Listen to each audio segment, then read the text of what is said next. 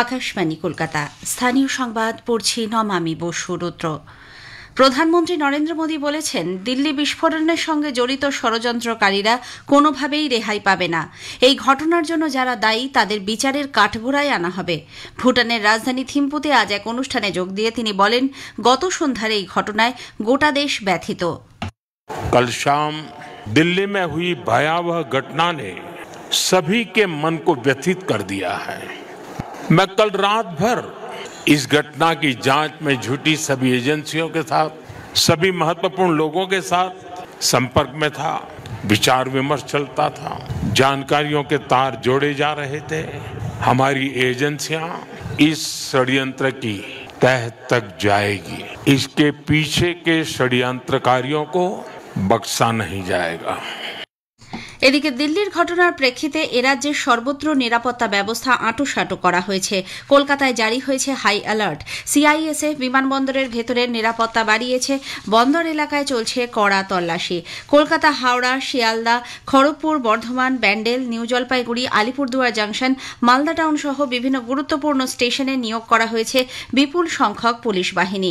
রেলপথের পাশাপাশি আন্তঃরাজ্য সীমান্ত এলাকায় বাড়ানো হয়েছে নিরাপত্তা।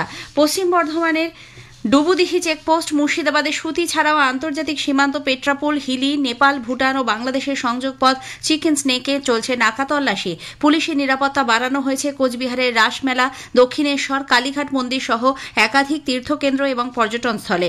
দিল্লির বিস্ফোরণের ঘটনার প্রেক্ষিতে কলকাতা ও ইডেন গার্ডেন্সে ভারত দক্ষিণ আফ্রিকা ক্রিকেট ম্যাচের জন্য কড়া নিরাপত্তার ব্যবস্থা নেওয়া হয়েছে। ত্রিস্তরীয় নিরাপত্তার ব্যবস্থা করা হচ্ছে ইডেন গার্ডেন্সে। রাজ্যপাল হিসেবে 3 বছর পূর্তি উপলক্ষে রাজ্যপাল সিভি আনন্দ বোস এবার পশ্চিমবঙ্গের গ্রামীণ এলাকার বাসিন্দাদের প্রকৃত অবস্থা জানতে সেখানে রাত্রিবাস করার সিদ্ধান্ত নিয়েছেন। আমার গ্রাম কর্মসূচির আওতায় রাজ্যপাল ইতিমধ্যেই রাজ্যের বিভিন্ন প্রত্যন্ত গ্রামীণ এলাকা পরিদর্শন করেছেন। ওই কর্মসূচির পরবর্তী ধাপ হিসেবে গ্রামে রাত্রি যাপনের এই সিদ্ধান্ত বলে রাজভবন সূত্রে জানা গেছে। রাজ্যের বিভিন্ন উন্নয়নমূলক কাজের বিস্তারিত প্রকল্প প্রতিবেদন তৈরির ক্ষেত্রে মনুষ্যঘটিত ভুল রোধ ও দ্রুততা আনতে নতুন প্রযুক্তি চালু করল রাজ্য সরকার। সিস্টেম জেনারেটেড ডিপিআর নামের ওই পদ্ধতিতে এবার থেকে সম্পূর্ণ স্বয়ংক্রিয়ভাবে সরকারি প্রকল্পের হিসাব নিকাশ ও রিপোর্ট প্রস্তুত করা হবে। এতদিন পর্যন্ত ম্যানুয়ালি ডিপিআর করতে গিয়ে বারবার ভুল হচ্ছিল। এর ফলে ডিপিআর তৈরিতে বিলম্ব হয়, প্রকল্পের কাজও যাচ্ছিল পিছিয়ে। সেই সমস্যা কাটাতেই এই নতুন ব্যবস্থা আনা হয়েছে। পূর্ব মেদিনীপুরের কোলাঘাটে বিরোধী দলনেতা শুভেন্দু অধিকারীর অফিসে তল্লাশি মামলায় পুলিশ আগামী 31শে জানুয়ারি পর্যন্ত কোনো পদক্ষেপ করতে পারবে না বলে কলকাতা হাইকোর্ট জানিয়েছে। এ ব্যাপারে পুলিশ যে স্বতঃপ্রণোদিত মামলা দায়ের করেছে তা নিয়ে সন্দেহ প্রকাশ করেছেন বিচারপতি শুভ্রা ঘোষ। তবে পুলিশকে তদন্ত চালিয়ে যাওয়ার নির্দেশ দিলেও বিরোধী দলনেতাকে কোনোভাবে হেনস্থা বা তার বিরুদ্ধে অন্য কোনো পদক্ষেপ নেওয়ার ওপর নিষেধাজ্ঞা জারি করেছে আদালত। আগামী 8ই জানুয়ারি এই মামলার পরবর্তী শুনানি। ভোটার তালিকায় বিশেষ নিবিড় সংশোধনী বা এসআইআর নিয়ে আগামীকাল প্রচারিত হবে একটি বিশেষ আলোচনা। এতে অংশ নিয়েছেন পশ্চিমবঙ্গের অতিরিক্ত মুখ্য নির্বাচনী আধিকারিক অরিন্দম নিয়োগী। তাঁর সঙ্গে কথা বলেছেন সন্দীপন দাশগুপ্ত। অনুষ্ঠানটি শোনা যাবে রাত 9:30 থেকে গীতাঞ্জলি প্রচার তরঙ্গে এবং ডিটিএইচ পরিষেবায়। আকাশবাণী সহ অধিকর্তা শিখর রায় আজ ভোরে বারুইপুরে তাঁর নিজের বাসভবনে প্রয়াত হয়েছেন। মৃত্যুকালে বয়স হয়েছিল 73 বছর।